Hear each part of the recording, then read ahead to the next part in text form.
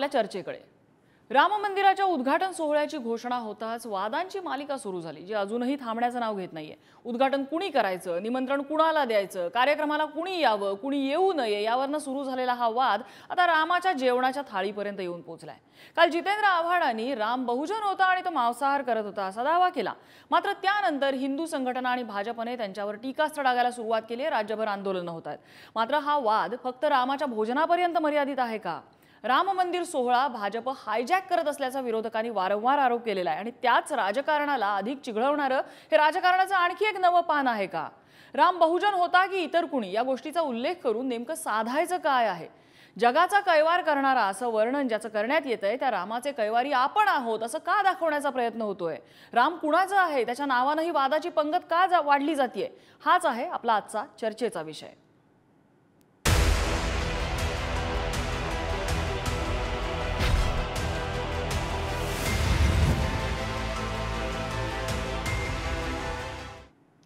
जितेंद्र आव्हाड यांनी काल जे वक्तव्य केलेलं होतं रामाच्या मांसाहाराबाबत, त्या विधानावर ते आजही ठाम आहेत। आज त्यांनी पत्रकार परिषद घेतली, त्यामध्ये ते आज काय म्हणाले आपण बघूया। कुठलाही भाष्य अभ्यासाशिवाय केलेलं नाही, पण त्याही वरती मी जाऊन सांगतो की आजकाल अभ्यासाला महत्व नाही तर भावनांना महत्व आहे, आणि त्याच्यावरती मी एवढंच बोलीन की जर माझ्या कालच्या वक्तव्यामुळे कोणाच्या भावना दुखवल्या गेल्या असतील तर मी त्याबद्दल खेद व्यक्त करतो। आज अनेक ठिकाणी गुन्हे दाखल होत आहेत तुमच्या विरोधात आंदोलन। हे बघा, मी बाबासाहेब आंबेडकरांना मानणारा कार्यकर्ता आहे, मला फ्रीडम ऑफ स्पीच आहे। आता वाल्मिकींनी जे लिहिलं तर तुम्हाला गुन्हा कोणावर दाखल करावा लागेल ते मला नाही बोलायचं, आता परत नवीन कॉन्ट्रोवर्सी नको। त्यामुळे मी गुन्ह्या बिन्ह्याला घाबरत नाही, इतिहासाचा विपर्यास्त करत नाही, इतिहासाचं विकृतीकरण करणं हे माझं काम नाही। पण काल जे मी बोललो ते उघात बोलून गेलो। राम, प्रभू श्रीराम, ज्याला आम्ही महाराष्ट्रामध्ये रामकृष्ण हरी म्हणतो, जो आमचा पांडुरंग आहे तोच राम आहे, त्या श्रीरामाबद्दल बोलत असताना मी म्हटलं की ते मांसाहारी होते। हा वाद मला वाढवायचा नाही आहे आणि याच संदर्भात आपली आज चर्चा होणार आहे आणि त्यासाठी आपल्या चर्चेत सहभागी होत आहेत हिंदू धर्माचे अभ्यासक महंत सुधीर दास, राष्ट्रवादी शरद पवार गटाचे मकरंद कुलकर्णी आपल्या सोबत आहेत, भाजपचे प्रवक्ते शिवराय कुलकर्णी आपल्या सोबत आहेत आणि करणी सेनेचे महाराष्ट्र प्रमुख अजय सिंह सेंगर सुद्धा आपल्या सोबत या चर्चेत सहभागी होत आहेत। मी सुरुवातीलाच जाणार आहे मकरंद कुलकर्णी यांच्याकडे। मकरंद कुलकर्णीजी, आज राष्ट्रवादी शरद पवार गटाचा जो तुमचा संपूर्ण गट आहे त्याच्यामध्ये दोन प्रवाह दिसून आले। रोहित पवारांनी ट्विट केलेलं होतं की हे असं बोलणं योग्य नाही आणि त्याच्यानंतर आता जितेंद्र आव्हाड यांनी हे मात्र त्यांच्या बोलण्यावरती ठाम आहेत। नेमकं म्हणणं काय, तुमची भूमिका काय आहे तुमच्या गटाची? राम शाकाहारी होता की मांसाहारी होता हे गौण आहे। राम क्षत्रिय होता। क्षत्रियाचं कर्तव्य आहे संरक्षण करणे आणि मृगया करणे। मृगया करणे म्हणजे शिकार करणे। भाजपच्या लोकांना रामाची मक्तेदारी दिलेली आहे का? राम सर्वांचा आहे। जितेंद्र आव्हाड म्हणते राम बहुजनांचा आहे। राम हा बहुजनांचा आहे। राम कुटुंब वत्सल आहे। ज्या पद्धतीनं भाजप राम हिंसक म्हणून जे प्रदर्शित करते तसा राम आमचा नाही। राम धनुष्यधारी जो दाखवला जातो त्याच्या आधी परंपरेनं आम्ही राम, लक्ष्मण, सीता, पायाशी हनुमान पूजन करत आलेलो आहोत। अनादी कालापासून आम्ही राम राम म्हणत आलेलो आहोत। ह्यांनी आम्हाला शिकवायची आवश्यकता नाही आहे की राम कसा आहे किंवा काय आहे। हा महाराष्ट्र आहे। महाराष्ट्रामध्ये संतांची भूमी आहे।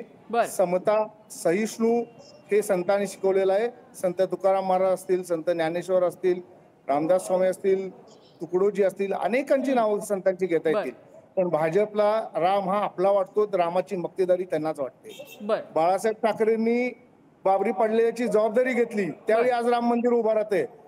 मला रामाबद्दलची आस्था आणि त्याबाबत प्रश्न विचारायचाच नाहीये। रामाबाबतच्या आस्थेबद्दल, तुमच्या आस्थेबद्दल आम्ही शंका घेतच नाही आहोत। मुद्दा असा आहे की रामाच्या मांसाहाराचा मुद्दा आला कुठून आणि तो असा जाहीर व्यासपीठावर मांडण्यामागचा उद्देश काय? राम हा मांसाहारी नाही, राम हा शाकाहारी आहे। राम मांसाहार करत नाही असंही कुठं लिहिलेलं नाही आहे। राम हा सर्वांचा आहे। त्यांनी जो एक तेवढंच वाक्य घेतलं गेलं जितेंद्र आव्हाडांच्या बोलण्यातलं, जितेंद्र आव्हाडांचा बोलण्याचा मतार्थ असा होता की क्षत्रिय आहे, बहुजनांचा राम आहे, त्याला ट्विस्ट करून दाखवलं गेलं बर हे, आणि त्याच्यावरती हे लगेच बोलायला तयार झाले. पण असं नाहीये ना. बर ठीक आहे. रामा शिवराय सर्वच कुलकर्णी आहे. आपल्यासोबत आहेत. शिवराय कुलकर्णी आपल्यासोबत आहेत. शिवराय कुलकर्णीजी, यावर आपली भूमिका. फुले शाहू आंबेडकरांचं नाव घ्यायचं रोज भाषणामध्ये आणि जातींच्या विषारी सगळे विचार विखार हा डोक्यामध्ये ठेवायचा. याच्यामध्ये शरद पवारांचे जातीय राजकारणाचे चेले चपाटे महाराष्ट्रामध्ये हाच धंदा करणार. राम प्रिय झाला यांना. ज्यावेळी राम भक्तांवर गोळ्या चालवल्या तेव्हा काय स्टेटमेंट होतं पवारांचं, तेव्हा काय करत होती राष्ट्रवादी काँग्रेस काय बोलत होते त्यावेळी. ज्यावेळी राम भक्त आंदोलन करत होते, राम जन्मभूमीचं आंदोलन चालू होतं, तेव्हा राम प्रिय नव्हतं का. आज देशामध्ये लाट आलेली आहे श्रीरामाची. जो हिंदू हित की बात करेगा वही देश पे राज करेगा, हा देशाचा मूड आहे. आणि हा मूड असल्यामुळे आता राम आदरणीय झाले, राम पूजनीय झाले आणि आता रामाची जात देखील शोधायला लागलेली आहे. कालपर्यंत बाबराचं पूजन करणारे, अल्पसंख्याकांच्या गठ्ठामतांसाठी बाबराचं पूजन करणारे आज रामपूजक झाले. ये तो मोदी है तो मुमकिन आहे. तुम्ही लक्षात घ्या. आणि रामाचा आदर्श कोणता घेतला आव्हाडांनी?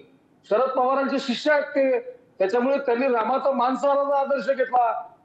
रामानी अधर्मावर विजय मिळवला. तुम्ही अधर्माच्या विरोधात लढण्यापेक्षा इशरत जहा हिला देशभक्त ठरवायला निघाले. नाही शिवराय कुलकर्णी, तुमचा हा मुद्दा लक्षात आला. मला फक्त एका प्रश्नाचं उत्तर द्या तुम्ही. तुमचा हा मुद्दा लक्षात आला, एका प्रश्नाचं उत्तर द्या. आज भाजप जी निदर्शनं करतंय ती जितेंद्र आव्हाडांच्या विरोधातली आहेत. ती का? म्हणून त्यांनी रामाचा उल्लेख केला म्हणून, की राम मांसाहारी आहे असं म्हटलं म्हणून? राम हे कोट्यावधी नागरिकांचं, देशातल्या हिंदूंचं, जगातल्या हिंदूंचं सगळ्यांचं दैवत आहे. त्या दैवताच्या जाती तुम्ही समोर आणणार का? म्हणजे तुम्ही सामाजिक समता, स्वतःला आंबेडकरांचे शिष्य म्हणून आता ते बोलताना बोलले की मी डॉक्टर बाबासाहेब आंबेडकरांचा शिष्य आहे, आणि समतेचा विचार सोडून जे राम सगळ्यांना, सर्व जाती, पंथ, संप्रदाय, उपासना पद्धती याच्या पल्याड जाऊन राम पूजनीय असताना तुम्ही त्यांच्या जातींचा उल्लेख करता. आणि मला सांगा, रामाच्या संपूर्ण आयुष्यामध्ये, संपूर्ण रामायणामध्ये धनुष्य हातात घेऊन अधर्माच्या विरोधात दिलेला रामाचा लढा बाजूला ठेवून, राष्ट्रीय अस्मिता असलेला राम बाजूला ठेवून, बाबरांनी त्यावरचं केलेलं आक्रमण बाजूला ठेवून, राम फक्त मांसाहारी होता म्हणून स्वतःच्या मचमचं मटण खाण्याचं समर्थन जगभर करायचं आणि स्टेजवर असलेल्या पवारांना खुश करायचं. ते पवार एका शब्दाने देखील आजच्या भाषणामध्ये बोललेले नाही. याचा अर्थ असा आहे की राष्ट्रवादी काँग्रेस जी आहे पवारांची, त्या शरद पवारांच्या स्टेजवरती असताना यांनी जे वक्तव्य केलं, ही भूमिका राष्ट्रवादीची आहे का ही त्यांनी सांगितलं पाहिजे. आणि नम्रताची मला या निमित्ताने आणखीन एक सांगायचं आहे की ही जर राष्ट्रवादीची भूमिका असेल तर उद्धव ठाकरे आणि संजय राऊत काल जे काँग्रेसला सल्ला देत होते, WHO ला सल्ला दिल्याप्रमाणे सल्ला देण्याचं काम ते करतात, फार छान करतात सल्ला देण्याचं काम. त्यांनी देखील आता याच्यावरची आपली भूमिका स्पष्ट केली पाहिजे. ठीक आहे, आपण त्यांना संपर्क करायचा प्रयत्न करूया, त्यांची भूमिका काय आहे जाणून घ्यायचा प्रयत्न करूया. आपल्यासोबत आता अजय सिंग सेंगर सुद्धा आहेत, जे करणी सेनेचे महाराष्ट्र प्रमुख आहेत. अजय सिंगजी, तुम्ही या सगळ्या प्रकरणाकडे कसं बघता? या म्हणजे जितेंद्र आव्हाडांनी जी भूमिका मांडली ती त्यावर भाजपने राज्यभर निदर्शनं केलेली आहेत, तुमचा स्टँड काय याच्यावरती? हे बघा, मी सर्वप्रथम सांगू इच्छितो की हिंदू धर्म हा जैन धर्म नाही आहे. जर हिंदू धर्म हा जर शाकाहारी असता तर मग जैन धर्माचा उगम झालाच नसता, निर्मिती झालीच नसती. आज देशामध्ये कितीतरी असे मंदिर आहे की त्या मंदिरामध्ये मांसाचे, मटणाचे, बिर्याणीचे नैवेद्य त्या ठिकाणी दिले जातात आणि तो प्रसाद वाटले जातात. आपल्या महाराष्ट्रामध्ये पोहरादेवी बघा, या ठिकाणी प्रत्येक वर्षी त्या ठिकाणी यात्रा भरतात आणि भाविक त्या ठिकाणी बकरे कापतात आणि प्रसाद वाटतात, नैवेद्य दाखवतात देवीला. एवढंच नाही तर तामिळनाडूमध्ये वडक्कम या गावी मुनियंडी मंदिर आहे, त्या मंदिरामध्ये सुद्धा चिकन बिर्याणी आणि मटन बिर्याणीचा प्रसाद त्या ठिकाणी वाटला जातो. एवढंच नाही तर ओडिसामध्ये विमला मंदिर म्हणून आहे, विमला मंदिर, त्या मंदिरामध्ये ते दुर्गादेवीचं अवतार त्या देवीला मानतात. तिथं सुद्धा मांस आणि मछलीचे नैवेद्य दाखवतात देवीला आणि प्रसाद म्हणून वाटतात. आता एवढंच नाही तर तुम्ही केरळामध्ये पारसिक नावाची एक मंदिर आहे, पारसिक कदवू नावाचे मंदिर आहे, त्या ठिकाणी सुद्धा मछली आणि ताडी यांचा प्रसाद त्या ठिकाणी दिलेले जातात. हे हकीकत आहे. आणि कालीघाट मंदिर पश्चिम बंगालमधील आणि कामाख्या माता मंदिर या ठिकाणी सुद्धा नॉनव्हेजचा प्रसाद त्या ठिकाणी दिलेला जातात. बर. मग तुम्ही हे मला समजेना की हिंदू धर्माला हे शाकाहारी धर्म म्हणून का तुम्ही टाकतात? त्यांचे जैनीकरण तुम्ही करतात का? शाकाहार या प्रथेमुळे जैन धर्म अस्ताकडे जात आहे. सर्वश्रेष्ठ हा जैन धर्म होता पूर्वी, आज भी सर्वश्रेष्ठ आहे, परंतु त्यांची अहिंसा आणि शाकाहार या पद्धतीमुळे त्यांची प्रजनन आणि लैंगिक शक्ती ही खालावलेली आहे. त्यांची जनसंख्या संपूर्ण देशामध्ये 15 लाख जैन लोक उरलेले आहेत. म्हणून मला एक सांगायचं आहे की हिंदू धर्म हा तुम्ही आहाराकडे बघू नका, हा मिश्र आहारी आहे. हा तामसिक बी आहे, सात्विक बी भोजन घेतो आणि राजसिक बी भोजन घेतो. त्याच्यामुळे जितेंद्र आव्हाड यांनी जे वक्तव्य केलेलं आहे की त्यांनी अभ्यास केलेला असेल त्याच्यावर सवालच नाहीये. आणि आमच्या रामचरित्र मानसमध्ये आणि तुमच्या वाल्मिकी रामायणामध्ये सुद्धा उल्लेख आहे. भगवान श्रीराम यांनी हरणाची शिकार काही शोक करण्याकरता केली नाही आहे. अभ्यास करा तुम्ही. जे हिंदू शाकाहारचे समर्थन करतात ते जैन धर्म, ते जैनी झालेले आहेत, त्यांच्यावर जैन धर्माचा तुमचा मुद्दा लक्षात आला. आपण नाशिकला जाऊया. महंत सुधीरदास आपल्यासोबत आहेत. त्यांनी यापूर्वी सुद्धा जितेंद्र आव्हाड यांनी जे वक्तव्य केलेलं होतं त्यावर प्रतिक्रिया दिली होती. महंत सुधीरदासजी, तुम्ही या सगळ्याकडे कसं बघताय? म्हणजे जितेंद्र आव्हाडांनी आज जे स्पष्टीकरण दिलं त्यांच्या कालच्या वक्तव्यावर, त्यांनी त्यावेळेला वाल्मिकी रामायणाचा दाखला दिलेला होता आणि त्यांचं म्हणणं आहे की वाल्मिकी रामायणामध्ये हे नमूद आहे. यावर तुमचं काय म्हणणं आहे? नाही, वाल्मिकी रामायणामध्ये कुठेही प्रभू रामचंद्रांनी मांसाहार केला असा उल्लेख नाही. 6 त्या ठिकाणी सर्ग आलेले आहेत. त्या 6 सर्गामध्ये कुठेही आमच्या घरी 400 वर्षाचे जुने हस्तलिखित रामायण आहेत.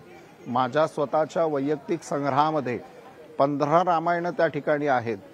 फलमुला शिनादांतो तापसो ब्रह्मचारिणो, रघुवंशामध्ये कोणीही मांसाहारी नव्हता. लक्षात घ्या, हे आपण प्रामुख्याने रघुवंश जर आपण वाचला तर त्या रघुवंशामध्ये स्पष्टपणे उल्लेख आलेले आहेत. आणि हे जे काही संदर्भ देत आहेत, आता कोण बोलत होतं माझ्या आधी, तर मांसाहाराचा जो देवीच्या नैवेद्याचा प्रकार आहे तो शाक्त संप्रदायाचा आहे. आणि प्रभू रामचंद्र आपण सर्व जाणत आहात की भगवान विष्णूचे अवतार आहेत. आणि वैष्णव प्रक्रियेमध्ये कुठेही मांस नैवेद्य देवतांना नाही. आणि प्रभू रामचंद्र तर चुकूनही मांसाहार करत नव्हते. मांसाहा या शब्दाची संस्कृत व्याख्या देखील वेगळी येते. त्यांच्याकडे कुठलं रामायण आहे, वाल्मिकी रामायणाचा तो सर्व देत आहेत, मला कल्पना नाही. परंतु जितेंद्र आव्हाडांनी हे जे वक्तव्य केलंय काल शिर्डीमध्ये, मी आपल्याला तो श्लोक वाचून दाखवू का? त्यांनी जे कागदपत्र दिले होते ते आम्ही आमच्या बातमीदाराकडनं मागवलेत. त्याच्यामध्ये त्यांनी नमूद केलेला जो श्लोक आहे, तौ तत्र हत्वा चतुरो महामृगान वराह मृष्यम पृषतम महारुरुम अदाय मेध्यम त्वरितम बुभुक्षित वासाय काले ययतुर वनस्पतीम, असं आहे. आणि त्याचा अर्थ जो त्यांनी दिलेला आहे की त्यांना भूक लागली होती, ते जंगलामध्ये होते, त्यांनी एक रानडुक्कर आणि एक काळे ठिपके असलेलं हरिण मारलं आणि त्यानंतर त्याचं सेवन करून ते झाडाखाली त्यांनी आराम केला, असं हे दिलेलं आहे. जितेंद्र आव्हाडांनी जी आज कागदपत्र दाखवली त्यामधलं हे आहे. आणि त्याच्या खाली जी नोंद आहे ते सांगतायत की 52वा सर्ग, अयोध्याकांड आणि वाल्मिकी रामायण, असं त्यांनी हा रेफरन्स दिलेला आहे. सुधीरदासजी. मॅडम, आपल्याकडे प्राचीन ग्रंथामध्ये इतकी भेसळ झालेली आहे. आपण जर पाहिलं तर 1803 साली मॉरिस आणि ब्रूमफिल्ड या 2 ब्रिटिश अधिकाऱ्यांनी आपल्या धर्मग्रंथामध्ये एवढं इन्फिल्ट्रेशन केलं, जसं मनुस्मृती जी मूळ आहे ती आपण पाहतच नाही. त्याच्यामध्ये जे इन्फिल्ट्रेशन झालं ते पर्पजली पुढे आणलं गेलं. धर्मशास्त्राच्या अनेक ग्रंथामध्ये त्यांनी अशा पद्धतीचे मिस इन्फिल्ट्रेशन पार्ट टाकून ठेवलेले आहेत. आणि आता तर हा साक्षात रामचंद्रांचं, आमच्या 27 पिढ्या रामाची उपासना करतायत. बारीक सारीक गोष्टीचा अभ्यास आमच्या घरात रामाचा वारसा आहे. आणि आमच्या नजरेत या कुठल्या गोष्टी नाही. आमच्या घरच्या 400 वर्षाच्या जुन्या हस्तलिखित पोथीमध्ये मी पाठवतो आपल्याला, त्याच्यामध्ये कुठे हा उल्लेख नाही. हा उल्लेख जितेंद्र आव्हाडांनी कुठून शोध लावला आणि कुठली ती छापलेली वाल्मिकी रामायण आहे, त्याची ऑथेंटिसिटी काय आहे, त्याचे लेखक कोण आहेत. तर मला असं वाटतं की हा सगळा एक ठरवून राष्ट्रवादीच्या प्लॅटफॉर्मवरती यापूर्वी देखील अनेक वेळेला अशा पद्धतीने हिंदू देवतांचे अपमान झालेले आहेत. आणि शरद पवार ही बघ्याची भूमिका घेत आहेत. मला असं वाटतंय की हे जाणीवपूर्वक एक योजनाबद्धरित्या समाजामध्ये भांडणं लावायची, समाजामध्ये जातीवादी विषय पेखरायचे. प्रभू रामचंद्र हे सर्व जाती धर्माचे आहेत. परवा आपण पाहिलं की अब्दुल्लांनी सुद्धा काश्मीरमध्ये मुलाखत दिली आणि ते म्हणाले की राम हमारे भी है. त्यांनी ही जी कागदपत्र सादर केलेली आहेत ती आहेत Valmiki Ramayan developed and maintained by IIT Kanpur, त्याच्यामधली आहेत ही. IIT कानपूरने मेंटेन केलेल्या वाल्मिकी रामायणामधली ही पुस्तक आहेत. म्हणजे हे पुस्तक भेसळ झालेलं पुस्तक जे तुम्ही म्हणताय तसं आहे असं म्हणताय तुम्ही? कोणी हे बा कोणीही लेखक जे आहेत ना, ऐकून घ्या, कुठल्याही लेखकांची आपण गॅरंटी घेऊ शकत नाही. ठीक आहे. आणि संस्कृत जे आहे जे जोडतोड करून हे कसंही लिहिलं जाऊ शकतं. ऐकून घ्या, कोणी आता कम्युनिस्ट विचारधारेच्या बहुतेक लोकांनी अशा पद्धतीचे लिखाण केलेले आहेत. लक्षात घ्या. आपण त्याचा जर दाखला ते देत असतील तर मला असं वाटतं ते योग्य नाही आहे. बरं, ठीक आहे. मुद्दा लक्षात आला तुमचा मुद्दा लक्षात आला. सेंगरजी काहीतरी बोलत होते. सेंगरजी थोडक्यात. माझं म्हणताना विनंती आहे की तुम्ही मला एक पटत नाही की तुम्ही काय भगवान श्रीरामाचे आचारी होते का? त्या ठिकाणी काय तुम्ही त्यांचे शाकाहार मांसाहार आहे की काय शोधण्याकरिता मला समजत नाही. हिंदू धर्म जर शाकाहारी असता तर जैन धर्म ज्याचा उगमच जो शाकाहारवर झालेला आहे, 80 वर झालेला आहे, त्यांनी का निर्माण केला असता?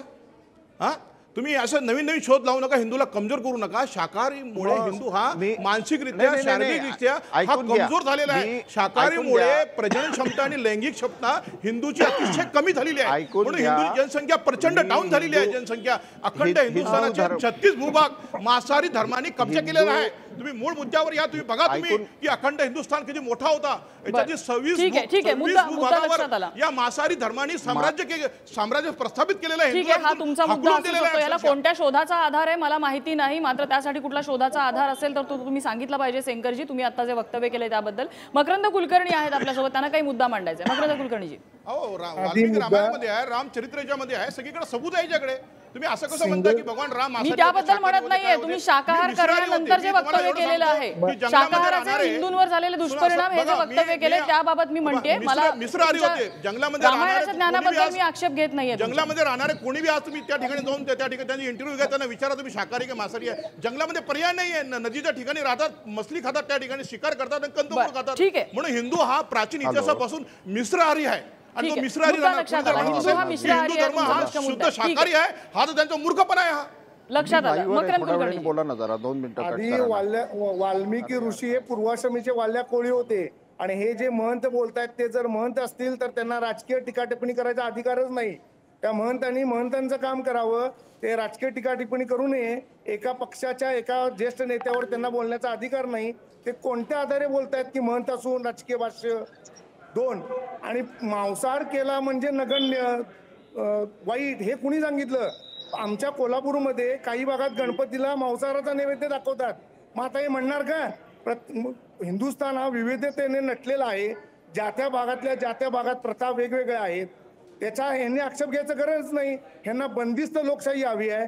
ह्यांना यांच्या विचारानं चालणारी लोकशाही हवी आहे. हे आता लोकशाहीमध्ये कुणाचं खाणं, कुणी कसे कपडे घालावेत, कुणी कसं खाद्य खावं हेही ठरवायला लागले का आता? ठीक आहे, मला शिवराय कुलकर्णींना यावरती काही उत्तर द्यायचंय. शिवराय कुलकर्णीजी. मी मगाशी पण बोलताना नम्रताजी स्पष्ट केलं, आताही करतो. माझ्या लेखी मांसाहारी शाकाहारी हा मुद्दा नाही. माझ्या लेखी मुद्दा हा आहे की 1984 मध्ये राम जन्मभूमी आंदोलनाचा निर्णय सगळ्या देशातल्या धर्माचार्यांनी एकत्र घेतला. तेव्हापासून जितेंद्र आव्हाड आणि त्यांचे त्यांचे नेते त्यांच्यासाठी आव्हाड ढसाढसा रडतात नेहमी. ते शरद पवार यांची काय भूमिका होती? मी काल परवा पवारांनी म्हटलं की मी मंदिरात जात नाही, मला काही मंदिराचं घेणं देणं नसतं. त्या उद्घाटनाच्या संदर्भातलं पवारांचं वक्तव्य आहे. आजपर्यंत तुम्हाला राम आठवला नाही. मग आता हे जे टायमिंग आहे, याच्या मागचा जो उद्देश आहे, याच्या मागचं जे इंटेन्शन आहे आणि रामाला जातीच्या चौकटीत बांधण्याचं जे पातक आव्हाड करतायत याच्यावर माझा आक्षेप आहे. जर तुम्ही सामाजिक समतेचे पाईक पडवता स्वतःला, तुमचं कुठलंही भाषण, तुमचं कुठलंही वक्तव्य हे फुले शाहू आंबेडकरांच्या नावाशिवाय पूर्ण होत नाही. मग त्यांचा आदर्श डोळ्यासमोर ठेवून तुम्ही या पद्धतीने वागणार का? या पद्धतीने समाजाला दिशा दाखवणार का? राम असा आहे की रामाच्या नावावर 18 पगड जातीचे, सर्व जाती संप्रदायाचे, सर्व उपासना पद्धतीचे लोक या देशातले एकत्र येऊन आपल्या आनंदोत्सव मनवण्याच्या तयारीमध्ये आहेत या देशातले लोक. बरोबर आहे. आणि या अशा मंगल प्रसंगी, अशा मंगल प्रसंगी त्याच्या मागचं जे इंटेन्शन आहे, साहेबांनी सर्व जाती धर्माला बरोबर येऊन काम केलं. तुम्हाला अधिकारच नाही. तुम्ही गुजराती पॅटर्न सगळे महाराष्ट्र आमचा सहिष्णू आहे. महाराष्ट्र स्वाभिमानी आहे. गुजरातीच्या लोकांच्या पायाशी ठेवू नका महाराष्ट्र. आणि जैन धर्म आमच्या हिंदू धर्माचा साधू नका. जैन धर्मात मांसाहार वर्ज्य आहे, हिंदू धर्मात मांसाहार वर्ज्य नाही. संघर्ष कसा केला, 14 वर्षाचा कसा भोगला, शबरीचे उष्टे बोरं रामाने कसे खाल्ले, हा कुठलाही आदर्श आव्हाडांना दिसत नाही का? आव्हाडांना काही जाणीवपूर्वक राम मांसाहारी होता आणि म्हणून तो बहुजनांचा आहे हे वक्तव्य राम हा बहुजनांचाच आहे. राम हा बहुजनांचाच आहे. ठराविक लोकांचा राम नाहीच आहे. अभ्यास लागतो का? कशाच्या राम हे हिंदू धर्माचे मला एक कळत नाही, शिवराय कुलकर्णीजी आणि मकरंद कुलकर्णीजी, रामाची वाटणी का होतीये इथे? राम सगळ्यांचा असू शकत नाही, रामाची वाटणी का होतीये इथे? रामाची वाटणी करतात का? मला राम सर्वांचा आहे, राम विश्वाचा आहे. हिंदू धर्मामध्ये राम चलाचलात आहे. प्रश्न काय उद्भवला या ठिकाणी? राम सर्वांचेच आहे. हे काय सांगतात आम्हाला धर्म? हे धर्म शिकवणार का आम्हाला? जे आहेत राम चराचरात आहे, राम झाडात आहे, पानात आहे, फुलात आहे, दगडात राम आहे. आणि हिंदू धर्म सांगतो हे शिकवणार का आम्हाला? राम यांनी राम शिकवायची आम्हाला आवश्यकता नाही आणि यांना अधिकारच नाही रामावरती बोलायचा. ठीक आहे, या मुद्द्याच्या कसं आहे, आपण याबाबत भांडण करत राहिलो ना तर आपला मुद्दा सुटून जाईल हातात ना. मला महंतांना एक प्रश्न विचारायचा. महंत सुधीरदासजी, प्रभू श्रीराम, त्यांना पत्नी आहे, त्यांना 2 मुलं आहेत, त्यांना भाऊ आहे, वडील आहेत, आई आहेत, त्यांचा परिवार आहे, त्यांची दिनचर्या कशी असायची याच्या सगळ्याचं वर्णन आहे. आपण त्यांना मनुष्य रूपात बघतोय म्हटल्यानंतर मनुष्याचे गुणधर्म जर त्यांना काही लावण्याचा एखाद्याने आपल्या भक्तिभावाने प्रयत्न केला असेल, भक्तिभाव आहे नाही हा पुढचा मुद्दा, पण एखाद्याने जर प्रश्न केला असेल की आपल्या रंगाने राम रंगवायचा प्रयत्न केला असेल तर आक्षेप कुठे आहे? नम्रताजी, फक्त मी मध्ये डिस्टर्ब करतो आपल्याला थोडंसं. प्रभू रामचंद्र, तो मुद्दा वेगळा आहे हे मी आधीच स्पष्ट केलं. शिवराय कुलकर्णीजी, महंत बोला. प्रभू रामचंद्र स्वतःच रामायणामध्ये म्हणतायत की मी मनुष्य आहे, कारण की रावणाच्या वधाचं जे विधान होतं ते तुझा वध हा मनुष्याच्या हातून होईल म्हणून भगवान विष्णूंनी मनुष्याचं रूप धारण केलंय. कोणाची काय भावना आहे, कोणाची काय श्रद्धा आहे हा अलविदा, त्यांनी त्याच्या रंगामध्ये ते रंगवावं. परंतु इथे यांनी असं सांगितलंय की हा केवळ बहुजनांचाच आहे असं नाहीये. मुद्दा काय आहे की ते मांस खात होते म्हणून आम्ही या ठिकाणी मटण खात आहोत. प्रश्न हा आहे की एका देवता स्वरूप मर्यादा पुरुषोत्तमाचं तुम्ही त्या ठिकाणी उदात्तीकरण करण्याचं सोडून हा डिग्रेडेशन करण्याचा जो पार्ट आहे आणि त्यांना जोडत आहात ते स्वतःशी. म्हणजे जितेंद्र आव्हाड इतके महान योग्यतेचे झाले की ते प्रभू रामचंद्राशी जोडायला लागलेत. त्यांना मुद्दा तिथे ऑब्जेक्शन आहे आणि मांसाहार करावा किंवा न करावा हे काही हिंदू धर्म सांगत नाहीये. ज्यांना मांसाहार करायचा आहे त्यांनी करावा. 2 मुद्दे आहेत यामध्ये. नाही मी राजकीय बोलू नका, तुम्ही राजकीय स्टेटमेंट देऊ नका. महंत साहेब, तुम्ही राजकीय स्टेटमेंट देऊ नका. महंतांना हे सोबत नाही. तुम्ही आध्यात्मिक बोला. अध्यात्मामध्ये ग्रंथांमध्ये काय उल्लेख आहे बोला. राम हा मानव अवतारात होता. मानवाला रूप रंग रोग तुम्ही राजकीय प्लॅटफॉर्मवरनं धर्माचे मुद्दे उठवायचे आणि आम्ही धर्माच्या वेळेला फक्त धर्माचंच बोलायचं. ही डबल भूमिका चालणार नाही ना. तुमचा मुद्दा लक्षात आला. माझा मकरंद कुलकर्णीला अगदी शेवटचा प्रश्न आहे. मकरंद कुलकर्णीजी, राम बहुजनांचा आहे तुम्ही म्हणताय, बरोबर? मकरंद कुलकर्णीजी, तुम्ही म्हणताय राम बहुजनांचा आहे. हे असर्ट करायची का गरज पडते की राम आमचा आहे हे सांगायची गरज का पडते तुम्हाला? हे सगळ्यांसमोर कशाला सांगायचं? राम तर प्रत्येकाच्या हृदयात आहे हे तुम्ही मानताय ना. एक्झॅक्टली, राम सर्वांच्यात आहे, राम चराचरात आहे, प्रत्येकाच्या हृदयात आहे. मग तो नाही कोण म्हणाले तुम्हाला? नाही कोण म्हणाले तुम्हाला? मग यांनी आम्हाला शिकवायची आवश्यकता नाही ना की राम कसा आणि काय आहे. आम्ही आमचा राम आम्हाला जसा दिसतो तसा म्हणतो, जसा भाव तसा देव, जसा आमचा भाव आहे तसा आम्हाला देव दिसेल.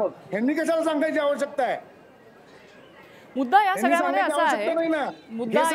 असा आहे की एकीकडे आपण म्हणतो की राम हा देव आहे म्हटल्यानंतर त्याचं दैवत्व हे एक बाजूला कुठेतरी डिनायल मोडमध्ये जाताना दिसत. म्हणजे त्याचं देवत्व आपण स्वीकार करणार का तर ते कंडिशनल आहे.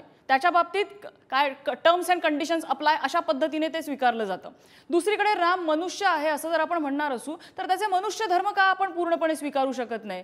दोन्ही बाजू आहेत, प्रत्येक जण आपापलं मत मांडतंय. अर्थात यामध्ये रामाचं नाव ज्यावेळेला वादाच्या पंक्तीत येतं त्या ठिकाणी राजकारणाचा वास हा येतच असतो आणि ज्यांच्या हृदयात राम आहे त्यांना हे सगळं समजत असेल काय चाललंय ते. बाकी प्रत्येकाचा राम हा त्याच्या हृदयात आहे आणि त्यांनी तो आपल्या पद्धतीने रंगवावा, याचं स्वातंत्र्य या देशामध्ये सगळ्यांनाच दिलेलं आहे. त्यामुळे राम कुणाचा आहे हा प्रश्नच या ठिकाणी विचारला जाऊ शकत नाही. राम सगळ्यांचाच आहे, फक्त कृपया त्याचं राजकारण झालं नाही तर बरं होईल हीच अपेक्षा आहे. या सगळ्या मान्यवरांनी आपल्याला चर्चेसाठी वेळ दिला, सगळ्यांचे आभार. चर्चेचा आजचा धुरा इथेच शमलेला आहे. उद्या पुन्हा एकदा भेटणार आहोत नवीन विषयासह. पाहत रहा पुढारी न्यूज.